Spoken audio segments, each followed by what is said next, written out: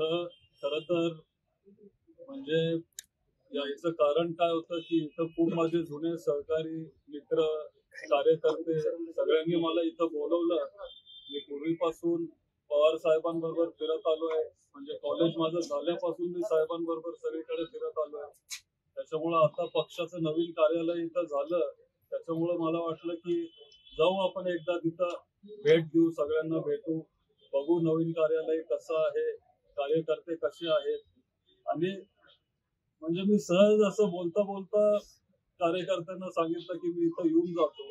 पण त्याचं एवढं मोठं काहीतरी होईल असं मला कधीच वाटलं नव्हतं आणि कार्यक्रम पण आपला अचानक ठरला. म्हणजे 2-3 दिवसातच म्हणजे सहजपणे मी बोलून गेलो की ठीक आहे, मी येतो, कार्यालय आपण बघू आणि मी बारामती, राष्ट्रवादी, शरदचंद्र पवारच्या टीमला सगळ्यांना सांगू इच्छितो, की हे कार्यालय खरंच तुम्ही खूप चांगलं केलंय आणि जे पवार साहेबांचं जे पहिलं पक्षाचं ऑफिस होतं इथं शारदा प्रांगणात पूर्वीचं, आता ते रेनोव्हेट केलंय.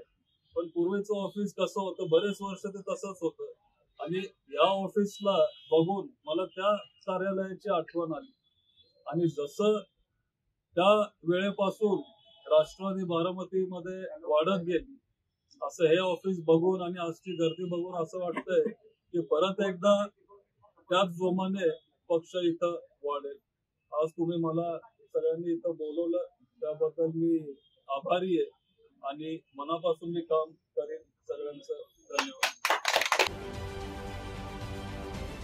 राजकारणातील प्रत्येक अचूक बातमीचे सर्वात आधी अपडेट्स मिळवण्यासाठी सरकारनामाच्या सर्व सोशल मीडिया प्लॅटफॉर्मला लाईक, फॉलो आणि सबस्क्राईब करा. तसंच सर्व नोटिफिकेशनसाठी बेल आयकॉन प्रेस करायला विसरू नका.